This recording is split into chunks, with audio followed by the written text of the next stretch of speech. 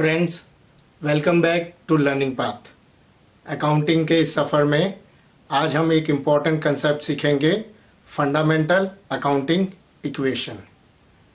Fundamental accounting equation is used to summarise all accounting transaction, यानी कि जितने भी ट्रांजैक्शंस होते हैं बिजनेस के, उनको एक ही इक्वेशन में अगर समराइज करना हो तो इस इक्वेशन के थ्रू हम ये कर सकते हैं।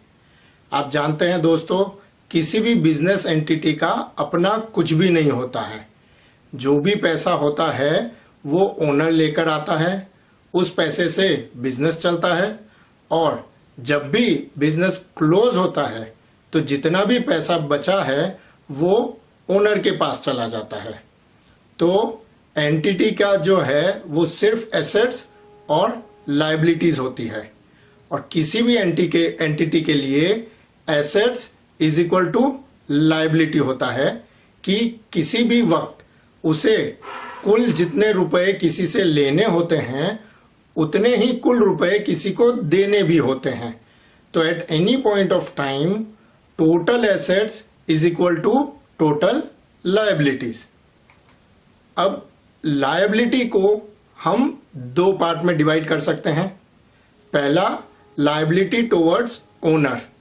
जैसा कि हम जानते हैं, लायबिलिटी टुवर्ड्स ओनर को हम कैपिटल अकाउंट के नाम से रिप्रेजेंट करते हैं, और जो बाकी की लायबिलिटीज हैं उन्हें सिर्फ लायबिलिटी से हम रिप्रेजेंट करते हैं।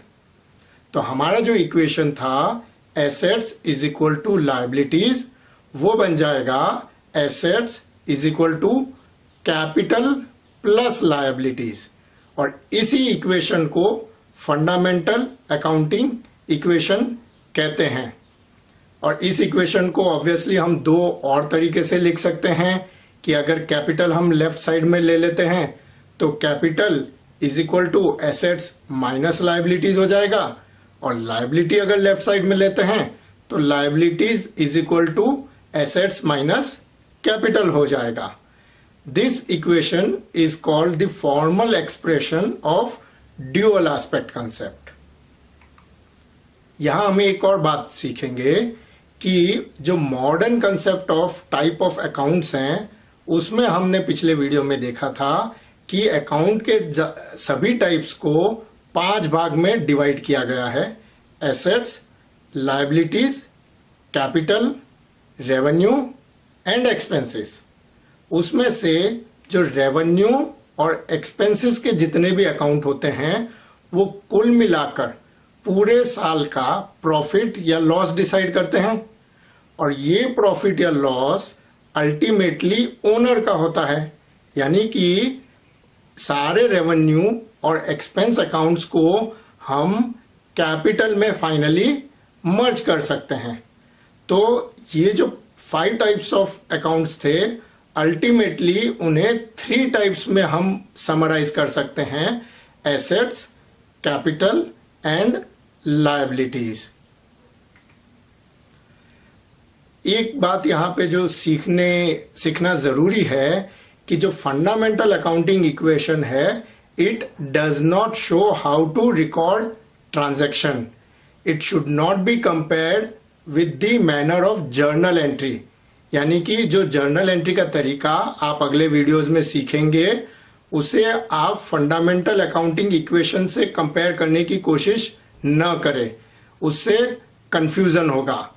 क्योंकि फंडामेंटल अकाउंटिंग इक्वेशन सिर्फ थियोरिटिकल रिप्रेजेंटेशन है सभी ट्रांजैक्शन का, ये बताने के लिए कि कैसे सभी ट्रांजैक्शन फंडामेंटल अकाउंटिंग इक्वेशन में दर्शाए जा सकते हैं। लेकिन जो अकाउंटिंग की पूरी प्रोसेस है और जो जर्नल एंट्री का तरीका है, उसे फंडामेंटल अकाउंटिंग इक्वेशन से कंफ्यूज ना करें। फंडामेंटल अकाउंटिंग इक्वेशन कैसे यूज होता है उसको समझने के लिए अब हम एक एग्जाम्पल लेंगे। इस एग्जाम्पल में हम देखेंगे कि कैसे बिजनेस ट्रांजैक्शंस को फंडामेंटल अकाउंटिंग इक्वेशन में रिप्रेजेंट करते हैं। यहाँ पे स्क्रीन को मैंने 2 पार्ट में डिवाइड कर दिया है। ऊपर के पार्ट में हम ट्रांजैक्शन देखेंगे और नीचे के पार्ट में देखेंगे कि कैसे उन ट्रांजैक्शन को फंडामेंटल अकाउंटिंग इक्वेशन में रिप्रेजेंट करते हैं। तो पहला ट्रांजैक्शन है Parmanand and company started business with cash 50,000। यहाँ पे बिजनेस जो है वो शुरू किया गया है 50,000 से। तो बिजनेस में 50,000 की कैश यानी कि एसेट आ गई, साथ ही बिजनेस के लिए एक लायबिलिटी हो गई इन 50,000 को रीपे करने की, जो कि ओनर को रीपे करने हैं, जिसे हम कैपिटल से रिप्रेजेंट करते हैं।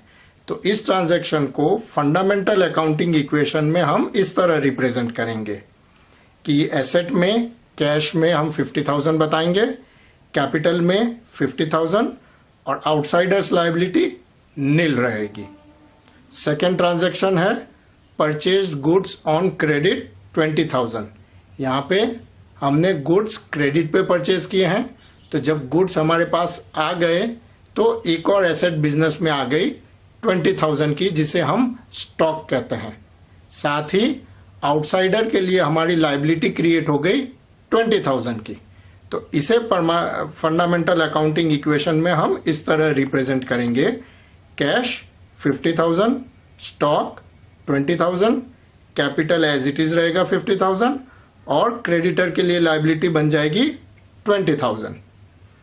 नेक्स्ट ट्रांजैक्शन है sold goods on credit costing ₹6,000 for 9,000। यहाँ पे 6,000 के गुड्स 3,000 के प्रॉफिट पे 9,000 में बेचे हैं। तो जो स्टॉक गया है वो 6,000 का गया है। जो डेटर्स क्रिएट हुए हैं एज एन एसेट वो 9,000 के क्रिएट हुए, क्योंकि हमने 9,000 में माल बेचा है। और जो 3,000 का प्रॉफिट है वो ओनर को जाएगा, यानी कि कैपिटल में जाएगा, क्योंकि कोई भी प्रॉफिट या लॉस है बिजनेस का वो ओनर को जाता है। तो ये ट्रांजैक्शन इस तरह से रिकॉर्ड होगा इक्वेशन में कि कैश जो है 50,000 की है, स्टॉक 14,000, डेटर आ गए 9,000 के और कैपिटल में प्रॉफिट ऐड हो गया 3,000 का। नेक्स्ट ट्रांजैक्शन है withdrew cash for personal use, यानी कि यहां पे ओनर ने अपने पर्सनल यूज के लिए कैश विड्रॉ की है। तो बिजनेस में से कैश उतनी कम हो गई और ओनर के लिए जो बिजनेस की लायबिलिटी है वो भी कम हो गई। तो उसे हम या तो कैपिटल से माइनस करके बता सकते हैं, या एक और तरीका है कि ड्राइंग्स के नाम पे उसे दिखाएं, जिसे हम कैपिटल से माइनस करेंगे।